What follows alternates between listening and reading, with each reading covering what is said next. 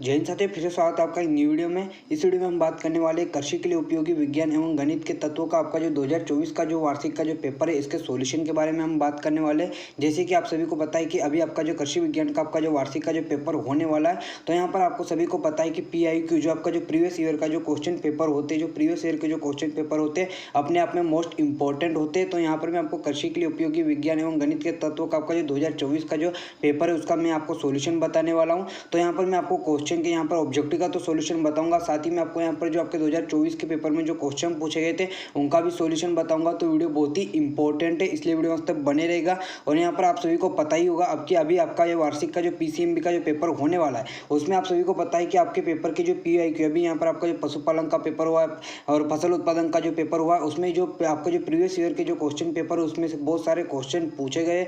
तो PIQ का जो पेपर होता है अपने आप में मोस्ट इंपॉर्टेंट होता है। तो आप इस वीडियो को ध्यान से लास्ट देखिएगा। इस वीडियो में आपको मैं कृषि के लिए उपयोगी विज्ञान एवं गणित के तत्वों का आपका जो PCMB का जो 2024 का जो पेपर है उसका कंप्लीट सॉल्यूशन बताऊंगा। और यहाँ पर मैं आपको जो क्वेश्चन बताऊंगा उन्हें तैयार जरूर कीजिएगा, जिससे अभी आपका जो वार्षिक का जो पेपर होने वाला है उसमें आप तबाही मचा सको। ठीक है, तो यहाँ पर पहला क्वेश्चन क्या है, सही विकल्प चुनकर लिखिए, जिसमें आपको यहाँ पर पृथक्करण के नियम का अनुपात बताना है। तो यहाँ पर पहला ऑब्जेक्टिव जो सही विकल्प पूछा गया था पृथक्करण के नियम का अनुपात, तो इसका सही आंसर हो जाएगा 3:1। आपको याद रखना है पृथक्करण के नियम का अनुपात क्या हो जाएगा, 3:1। उसके बाद यहाँ पर दूसरा क्वेश्चन पूछा था कि किस कारण आकाश का रंग नीला प्रतीत होता है। तो यहाँ पर आकाश का जो रंग होता है वो नीला प्रतीत होता है, किसके कारण, तो इसका सही आंसर हो जाएगा प्रकीर्णन के कारण जो आकाश का जो रंग होता है वो नीला प्रतीत होता है। जब मैंने आपको 2 नंबर का क्वेश्चन पढ़ाया था उसमें आपको मैंने प्रकीर्णन की जो परिभाषा बताई थी, तो उसमें आपको ये वाला आंसर मैंने आपको बताया था। उसके बाद यहाँ पर पूछा है वसा है, तो वसा एक लिपिड है। वसा क्या है, एक लिपिड है। तो ये 3 ऑब्जेक्टिव नोट कर लो, पहले का नोट करो, दूसरा तीसरा नोट करो, फिर मैं आपको चौथा बताता हूँ। तो यहाँ पर आपको फिर चौथा क्या पूछा था, पौधों की वृद्धि के मापने का यंत्र है। तो पौधों की वृद्धि मापने का यंत्र होता है ऑक्सीनोमीटर। उसके बाद यहाँ पर पूछा है पुष्प सूत्र में G किसका संकेत है। तो ऑक्सीनोमीटर आ गया था। पौधे की वृद्धि के मापने का यंत्र होता है ऑक्सीनोमीटर। पुष्प सूत्र में G किसका संकेत है, तो इसका सही आंसर हो जाएगा संयुक्त जायंग। जो पुष्प सूत्र में जो G होता है उसको यहाँ पर कहा जाता है संयुक्त जायंग। ठीक है, उसके बाद कार्बनिक पदार्थों का विच्छेदन करने वाले सूक्ष्म जीव कहलाते हैं। तो इसका सही आंसर हो जाएगा एक्टिनोमाइसीट्स। जो कार्बनिक पदार्थ का जो विच्छेदन करने वाले सूक्ष्म जीव होते हैं वो होते हैं एक्टिनोमाइसीट्स। तो यहाँ पर मैंने आपको प्रश्न 1 का यहाँ पर कंप्लीट आंसर बता दिए। अब हम दूसरा प्रश्न देखते हैं। दूसरा प्रश्न क्या है, रिक्त स्थान की पूर्ति कीजिए। तो यहाँ पर पहला क्वेश्चन आपको पूछा था वर्ग की, क्या पूछा था, वर्ग की उच्च सीमा तथा निम्न सीमा का अंतर है। तो ये आपका जो कृषि गणित का क्वेश्चन है। तो यहाँ पर वर्ग की जो उच्च सीमा और निम्न सीमा का जो अंतर होता है उसका सही आंसर हो जाएगा परास। क्या हो जाएगा, इसका सही आंसर हो जाएगा परास। याद रखिएगा, जो परास की परिभाषा आपको पूछ सकता है। तो परास की परिभाषा क्या होती है, वर्ग की उच्च सीमा तथा निम्न सीमा का जो अंतर होता है वो परास कहलाता है। जैसे कि मान लीजिए यहाँ पर आपको कोई सीमा दी गई हो, जैसे कि 20 से लेकर 30। ठीक है, तो यहाँ पर आपको पता होना चाहिए कि उच्च सीमा कौन सी है। तो उच्च सीमा जो बड़ी है मतलब सेकंड वाली, उसके बाद निम्न सीमा 20 मतलब छोटी वाली, उच्च सीमा बड़ी फिर 20। इनका अगर आप अंतर याद करोगे तो कितना आएगा, अंतर कितना आएगा 10। तो यही इसका क्या हो जाएगा, 20 और 30 का अगर आपको पूछे परास बताइए तो 20 और 30 का जो परास हो जाएगा वो हो जाएगा 10। ठीक है, तो पहले का आंसर हो जाएगा परास। नोट करो, यहाँ पर मैं आपको लिख देता हूँ। तो उच्च सीमा, वर्ग की उच्च सीमा तथा निम्न सीमा का अंतर परास कहलाता है। उसके बाद पाई आलेख में वृत्त के केंद्र पर खालिस्तान डिग्री का कोण बनता है। तो इसका सही आंसर हो जाएगा 360 डिग्री का। कितनी डिग्री का, 360 डिग्री का। याद रखिएगा 360 डिग्री का। ठीक है, कितने, 360 डिग्री का। खालिस्तान लेंस बीच में मोटे तथा किनारे पर पतले होते हैं। जब मैंने आपको उत्तल लेंस और अवतल लेंस पढ़ाया था, जब आपको मैंने उत्तल लेंस तथा अवतल लेंस को मैंने आपको अंतर बताया था, तो इसमें बताया था, जब आपने अगर अंतर वाला क्वेश्चन अच्छे से पढ़ा होगा तो आपको पता होगा। इसका सही आंसर हो जाएगा उत्तल।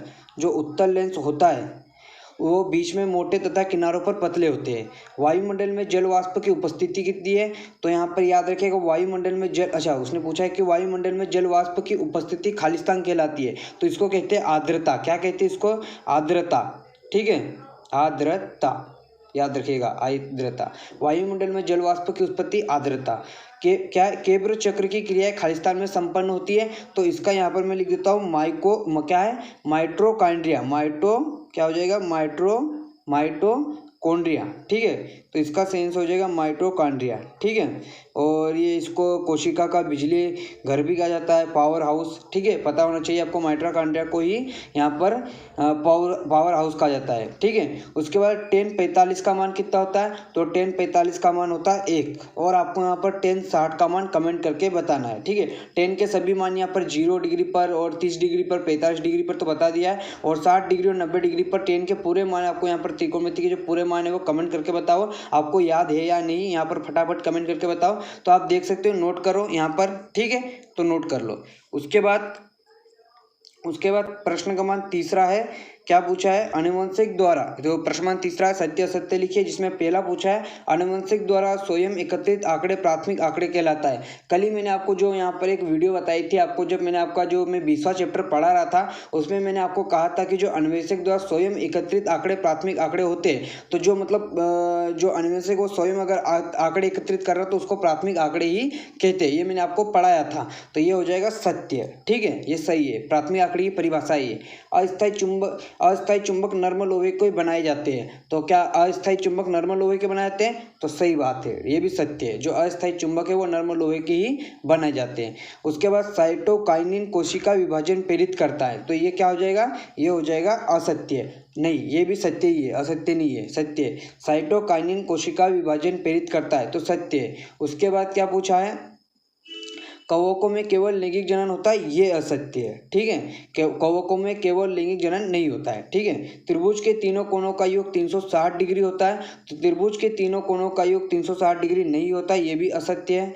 उसके बाद माध्य विचलन सभी आंकड़ों का प्रतिनिधित्व करता है, तो क्या माध्य विचलन सभी आंकड़ों का प्रतिनिधित्व करता है, तो ये सत्य है, माध्य विचलन सभी आंकड़ों का प्रतिनिधित्व करता है। तो यहाँ पर 2 असत्य है, 2 असत्य है और 3 सत्य है, ठीक है, तो नोट करो। उसके बाद हम सही जोड़ी पे आ जाते हैं। उसके बाद सही जोड़ी बनाकर लिखे, तो इसमें पहला पूछा है घन का आयतन, तो घन का आयतन क्या होता है, घन का आयतन क्या होता है, फटाफट यहाँ पर बताइए। तो मैंने आपको कल ही पढ़ाया था, घन का आयतन होता है भुजा का स्क्वायर, क्या हो जाता है, भुजा का स्क्वायर, मतलब यहाँ पर हो जाएगा ये वाला, या तो लंबाई गुणित चौड़ाई गुणित ऊंचाई भी बोल सकते हैं। केचुआ, केचुआ क्या होता है, केचुआ का यहाँ पर वैज्ञानिक नाम पूछा है, तो केचुआ का जो वैज्ञानिक नाम है, केचुआ का जो वैज्ञानिक नाम है कल ही पढ़ाया था, फेरेटिमा पोस्थोमा। उसके बाद साइन 30 का मान, साइन 30 का मान क्या होता है, साइन 30 का मान जो होता है वो है, क्या हो जाएगा, साइन 30 का मान सबको पता है 1/2, ठीक है। मधुमक्खी का वैज्ञानिक नाम एपिस इंडिका, और व्रत का क्षेत्रफल πr², कल ही पढ़ाया था। और व्रत की परिधि कितनी होती है, व्रत की जो परिधि होती है, याद रखना, व्रत की परिधि का भी सूत्र पूछ लेता है। व्रत का क्षेत्रफल π² और व्रत की जो परिधि होती है वो होती है 2πr, ठीक है। और यहाँ पर आप सभी यहाँ पर फटाफट कमेंट करोगे कि यदि मान लीजिए किसी व्रत का जो व्यास है वो d बराबर कितना, व्यास मतलब कितना है 14 सेंटीमीटर है, तो व्रत का क्षेत्रफल कितना होगा, फटाफट यहाँ पर कमेंट करके बताओ कि अगर व्रत का यहाँ पर व्यास 14 सेंटीमीटर है तो व्रत का क्षेत्रफल कितना होता है, फटाफट कमेंट करो। उसके बाद यहाँ पर एक वाक्य पे जाते हैं हम, उसमें पूछा है उसने, मानक विचलन को किस ग्रीक अक्षर से निरूपित किया जाता है, तो मानक विचलन को किस ग्रीक अक्षर से निरूपित किया जाता है, तो इसको बोलते हैं सिग्मा, ऐसे दर्शाते हैं, इसको क्या लिखोगे, सिग्मा लिख दीजिएगा, इस प्रकार आएगा, ठीक है, इसको बोलते हैं सिग्मा। उसके बाद कौन सा ग्रहण सूर्य चंद्रमा के बीच पृथ्वी, क्या बोला है, कौन सा ग्रहण, सूर्य, मान लीजिए ये सूर्य है, सन, सूर्य और चंद्रमा के बीच यहाँ पर अर्थ और ये मून, तो यहाँ पर कौन सा ग्रहण होगा, कौन सा ग्रहण होगा, तो यहाँ पर जब सूर्य की किरणें यहाँ पर मून पे नहीं जाएगी तो यहाँ पर हो जाएगा चंद्र ग्रहण। जब सूर्य चंद्रमा के बीच पृथ्वी आने पर, जब सूर्य और चंद्रमा के बीच पृथ्वी आ जाती है तब होता है चंद्र ग्रहण। सूर्य ग्रहण की स्थिति यहाँ पर आप कमेंट करके बताओगे, ठीक है, सिग्मा और इसका चंद्र ग्रहण, ठीक है, याद रखिएगा चंद्र ग्रहण। उसके बाद जल में घुलनशील विटामिन का नाम, तो जल में घुलनशील विटामिन का नाम हो जाएगा बी और सी, बी और क्या हो जाएगा, सी, जो बी और सी है वो जल में घुलनशील होते हैं। उसके बाद मूली किस कुल का पौधा है, तो मूली किस कुल का पौधा है, तो मूली है क्रूसी, क्या हो जाएगा, क्रूसी, क्या हो जाएगा, क्रूसी फेरी, क्या हो जाएगा, क्रूसी फेरी। उसके बाद क्या पूछा है, संख्यात्मक आंकड़ों से संबंधित विज्ञान को कहते हैं सांख्यिकी, स्टैटिक्स, क्या कहते हैं इसको, सांख्यिकी, नोट करो, सांख्यिकी। ठीक है, ठीक है, नोट कर लो। तो यहाँ पर मैंने आपको 1 से लेकर 5 तक के ऑब्जेक्टिव का यहाँ पर सॉल्यूशन बता दिया है। अब यहाँ पर हम ये क्वेश्चन देख लेते हैं, इसका सॉल्यूशन भी मैं आपको आगे बताने वाला हूँ। पहले मैं आपको यहाँ पर क्वेश्चन पढ़ के बताता हूँ, फिर मैं आपको उसका सॉल्यूशन भी बता दूंगा। सॉल्यूशन यहाँ पर मैंने आपको यहाँ पर सॉल्यूशन में लेकर आया हूँ। तो आप देख सकते हो, वर्गीकरण के 2 उद्देश्य आपको याद रखना है, सांख्यिकी आंकड़ों के 2 प्रकार लिखे। तो आपका जो 20वां चैप्टर है उसमें ये वाले क्वेश्चन है। ठीक है, आपके जो स्टैटिस्टिक्स के वो हो सकता है 19-20 में भी हो। उसके बाद आपको यहाँ पर चुंबक के कोई 2 गुण याद रखना है, फिर चुंबकीय क्षेत्र की परिभाषा याद रखना है। इनका सभी का मैं सॉल्यूशन बताने वाला हूं। पहले मैं आपको क्वेश्चन पढ़कर बता रहा हूं, ठीक है, फिर मैं आपको यहां पर कंप्लीट सॉल्यूशन भी बताऊंगा। तो आपको यहां पर वीडियो में लास्ट तक बने रहना है। उसके बाद कैलोरी मापी के कोई 2 उपयोग आपको याद करना था। उसके बाद मतलब करना है, ऊष्माधारिता की परिभाषा आपको याद करना है, लिपिड के 2 महत्व याद रखना है। अभी मैंने आपको वसा वाला चैप्टर पढ़ाया था। एंजाइम के 2 गुण याद रखना है, वाष्पोत्सर्जन की परिभाषा आपको याद करना है, शोषण के 2 प्रकार याद करना है। शोषण के 2 प्रकार वही है जो मैंने आपको अनोक्सी और ऑक्सी शोषण में अंतर बताया था। तो शोषण के 2 प्रकार होते हैं, ऑक्सी शोषण और अनोक्सी शोषण। ठीक है, उसके बाद सरसों एवं मकई के पुष्प का आपको यहाँ पर सूत्र बताना है। गेहूं और भिंडी का वानस्पतिक नाम आपको बताना है। गेहूं के मामा किसे कहा जाता है, गेहूं के मामा खालिस्तान बताइए फटाफट। आपके ऑब्जेक्टिव में पूछा था गेहूं का मामा किसे कहा जाता है, फसल उत्पादन के पेपर में। मालवेसी कुल के 2 पौधों का वानस्पतिक नाम याद करना है। ग्रेमनी कुल के 2 आर्थिक महत्व कल ही बताया था, खाद्य पदार्थ, शर्करा। ठीक है, याद आ रहा है, वीडियो देखी कि नहीं। उसके बाद मेंडल की सफलता के 3 कारण बताए थे। मेंडल के प्रभुत्व के नियम की परिभाषा एवं उदाहरण सहित पढ़ना आपको। कार्बनिक यौगिक को 3 महत्व, कार्बनिक तथा अकार्बनिक यौगिक में अंतर, गोबर गैस के उपयोग करते समय 3 सावधानियां, एथेन के 3 उपयोग, तेल और वसा में अंतर, अच्छे पेंट्स के 3 लक्षण, किण्वन के लिए अनुकूल 4 परिस्थितियां। इनके सभी के आंसर बताना, इसलिए मैं फटाफट क्वेश्चन पढ़कर बता रहा हूँ, क्योंकि आप क्वेश्चन भी नोट कर लो। ठीक है, फिर हम उनका सॉल्यूशन देखेंगे। ठीक है, तो आप देख सकते हो विद्युत क्षेत्र की तीव्रता, विद्युत में कूलाम, मौसम जलवायु में 4 नंबर के क्वेश्चन, समांतर माध्य के 4 गुण। और ये वाला क्वेश्चन आपको मैंने कल करके भी बताया था, अभी भी बता दूंगा। ठीक है, तो आइए मैं आपको इनका सॉल्यूशन बताता हूँ, आप इनका सॉल्यूशन नोट करना। तो मैं आपको यहाँ पर क्वेश्चन बता चुका हूँ, अब इनका मैं यहाँ सॉल्यूशन बताता हूँ। अब ये चैप्टर पे मत जाएगा और क्वेश्चन पे भी मत जाएगा, ये मैं आपको मैं नोट्स में से बता रहा हूँ। लेकिन हम यहाँ पर प्रियावी सेवर का जो क्वेश्चन पेपर उसके सॉल्यूशन, जैसे कि मैं आपको पूछा था चुंबकीय गुण के, आपको यहाँ पर 2 गुण पूछा था और चुंबकीय क्षेत्र की परिभाषा पूछी थी। तो चुंबकीय क्षेत्र की परिभाषा क्या हो जाएगी, तो ये वाला क्वेश्चन पिछले साल पूछा गया था। चुंबकीय क्षेत्र को परिभाषित कीजिए। तो चुंबकीय क्षेत्र किसी चुंबक के चारों ओर का वह क्षेत्र जहाँ तक चुंबक के आकर्षण का प्रभाव जाना जा सकता है, चुंबकीय क्षेत्र कहलाता है। और इसकी उदासीन रेखा की परिभाषा भी आप यहाँ पर पढ़ सकते हो। तो ये पिछले साल पूछा गया था। और इसके अथवा में आपको क्या पूछा था, चुंबक के 2 गुण। तो यहाँ पर आप देख सकते हो, चुंबक चुंबकीय पदार्थ को अपनी ओर आकर्षित करता है। ठीक है, चुंबक में कितने ध्रुव होते हैं, तो चुंबक में 2 ध्रुव होता है, नॉर्थ और साउथ। ठीक है, उसके बाद यहाँ पर क्या है, स्वतंत्रता पूर्वक लटका देने पर सदैव उत्तर दक्षिण दिशा में ठहरता है। सजातीय ध्रुवों में प्रतिकर्षण तथा विजातीय ध्रुवों में आकर्षण होता है। चुंबक के दोनों ध्रुवों को कभी कभी भी अलग प्राप्त नहीं किया जा सकता है। मतलब चुंबक के दोनों ध्रुवों को कभी भी अलग अलग प्राप्त नहीं किया जा सकता है कि आप यहाँ पर नॉर्थ प्राप्त कर लो, साउथ प्राप्त कर लो, ऐसा नहीं होता है। ठीक है, दोनों एक साथ मिलेंगे, हम 2 भाई दोनों ही तबाही। उसके बाद यहाँ पर 5वां पूछा है, चुंबक को पीटने, गर्म करने या पिटकने या घिसने पर चुंबकत्व नष्ट हो जाता है। मैं यहाँ पर फटाफट बता रहा हूँ, आप इन्हें नोट करके आराम से वीडियो को रोककर पढ़ सकते हो। ठीक है, उसके बाद आपका जो फिर यहाँ पर आपको ऊष्माधारिता की क्वेश्चन पूछा था, मतलब ऊष्माधारिता की परिभाषा लिखिए। तो यहाँ पर ऊष्माधारिता की परिभाषा क्या होती है, किसी वस्तु का ताप 1 डिग्री सेल्सियस बढ़ाने के लिए आवश्यक ऊष्मा को उस वस्तु की ऊष्माधारिता कहते हैं, ऊष्माधारिता कहते हैं। ठीक है, ये वाला क्वेश्चन पूछा था। और इसके अथवा में आपको पूछा था कैलोरी मापी के कोई 2 उपयोग। तो इसका उपयोग रासायनिक अभिक्रियाओं की ऊष्मा मापने के लिए होता है, किसका, कैलोरी मापी का। और कैलोरी मापी का जो उपयोग है ऊष्माधारिता मापने के लिए होता है। ठीक है, उसके बाद क्या पूछा था, उसके बाद आपको यहाँ पर विद्युत क्षेत्र की यहाँ पर तीव्रता की परिभाषा पूछी थी। ठीक है, और यहाँ पर विद्युत विभव को प्रभावित करने वाले आपको 2 कारक पूछे थे। तो विद्युत क्षेत्र की जो परिभाषा तो बता दिया हूँ, विद्युत क्षेत्र की तीव्रता की परिभाषा भी आप देख लीजिएगा। और यहाँ पर आप देख सकते हो, इसको प्रभावित करने वाले कारक चालक के आवेश पर, चालक के आकार पर, अन्य चालक की उपस्थिति पर और चालक के 4 ओर के माध्यम पर। वैसे 2 नंबर का क्वेश्चन पूछा था तो केवल 2 पूछे थे, लेकिन हो सकता है इस बार 4 नंबर का क्वेश्चन पूछ ले, तो आप इनमें 4 भी याद करके जा सकते हो। ठीक है, उसके बाद आपको यहाँ पर विद्युत संबंधी कूलाम का जो व्युत्क्रम वर्ग का नियम पूछा था। तो आप देख सकते हो सजातीय आवेश वाला है, तो आप इसे नोट कीजिए, पूरा अच्छे से समझाया हुआ है। ठीक है, नोट करो। उसके बाद आपको यहाँ पर फसल को पाले से बचाव के कोई 5 उपयोग आपको पूछे थे। फसल को पाले से बचाने के 4 नंबर का क्वेश्चन पूछा था। तो फसल को पाले से बचाने के उपाय यहाँ पर आप देख सकते हो। बहुमूल्य पौधों को क्या है, पुआल से ढक देना चाहिए, सिंचाई कर देनी चाहिए, और यहाँ पर पूरा दिया गया, अच्छे से पढ़कर आप यहाँ पर नोट कर सकते हो। उसके बाद आपको यहाँ पर मौसम और जलवायु में 4 अंतर पूछे थे। 4 नंबर का क्वेश्चन था, 4 अंतर पूछा था। तो आप देख सकते हो मौसम और जलवायु में आपको यहाँ पर 5 अंतर बता रहा हूँ। जो 4 अच्छे लगे वो याद अच्छे से कर लीजिएगा, ठीक है। उसके बाद आपको यहाँ पर क्या पूछा था, कार्बनिक यौगिकों का आपको महत्व पूछा था। तो आप देख सकते हो कार्बनिक यौगिकों का महत्व औषधियों में, ईंधन के रूप में, खाद्य पदार्थ के रूप में और वस्त्र के रूप में यहाँ पर इसका उपयोग किया जाता है, नोट करो। उसके बाद आपको यहाँ पर कार्बनिक और अकार्बनिक में अंतर पूछा था, जो अथवा वाला क्वेश्चन था। तो कार्बनिक और अकार्बनिक में अंतर नोट कीजिए, पहला नोट करो, ठीक है। ये 5 अंतर बता रहा हूँ, नोट कर लीजिएगा। उसके बाद आपका जो एथेन के आपको यहाँ पर 3 उपयोग पूछे थे। तो प्राकृतिक गैस के रूप में ईंधन के लिए प्रयोग की जाती है, परिशीतक के रूप में किया जाता है, हेक्साक्लोरोएथेन के बनाने में किया जाता है। तो इसे नोट कर सकते हो, ठीक है। उसके बाद आपको यहाँ पर आपका जो मेथिल एल्कोहल के आपको 4 उपयोग पूछे थे।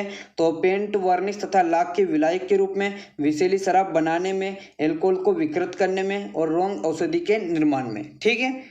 उसके बाद यहाँ पर किण्वन के 4 अनुकूल परिस्थितियाँ पूछी गई थी। तो ताप 25 डिग्री से 35 डिग्री होना चाहिए, शर्करा विलयन की सांद्रता 8 से 10 होनी चाहिए, इसका जो पीएच मान होता है वो लगभग 7 होना चाहिए, और पर्याप्त वायु उपस्थित होनी चाहिए, ठीक है, नोट करो।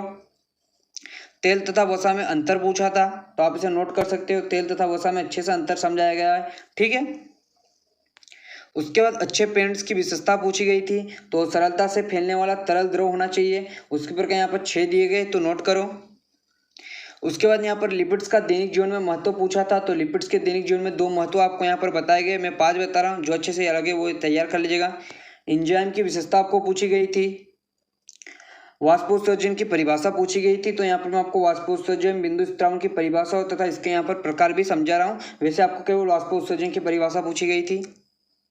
ऑक्सीशोषण तथा अनऑक्सीशोषण में अंतर। तो यहाँ पर शोषण के आपको 2 प्रकार पूछे गए थे, लेकिन ये क्वेश्चन इंपॉर्टेंट है। ऑक्सीशोषण तथा अनऑक्सीशोषण में आपको अंतर याद रखना है, ये नहीं पूछा गया था पिछले साल। उसने पूछा था शोषण के प्रकार बताइए। तो शोषण के प्रकार होते हैं ऑक्सीशोषण तथा अनऑक्सीशोषण, आपको इनमें अंतर भी याद कर लेना है, ठीक है, तो नोट करो। उसके बाद यहाँ पर आपको ग्रेमनी कुल का आर्थिक महत्व पूछा गया था। मालवेसी कुल में आपको यहाँ पर 2 पौधों के नाम पूछे गए थे, मैं आपको 3-4 पौधों के नाम बता रहा हूँ, याद रखिएगा। सरसों के पुष्प का वानस्पतिक के नाम पूछा गया था, और पुष्प चित्र पूछा गया था, और इसका चित्र किधर गायब हो गया। गेहूं का वानस्पतिक नाम और कुल, तो गेहूं का वानस्पतिक नाम पूछा गया था, और साथ में भिंडी का वानस्पतिक नाम। तो भिंडी का वानस्पतिक नाम फटाफट यहाँ पर कमेंट करके बताओ कि भिंडी का जो वानस्पतिक नाम है वो क्या है, फटाफट यहाँ पर कमेंट करो। मिंडल के वंशागति की प्रभावता का नियम पूछा था, और इसके सफलता के 3 कारण भी पूछे थे। समांतर माध्य के 4 प्रमुख गुण पूछे गए थे, और ये वाला क्वेश्चन पूछा गया था।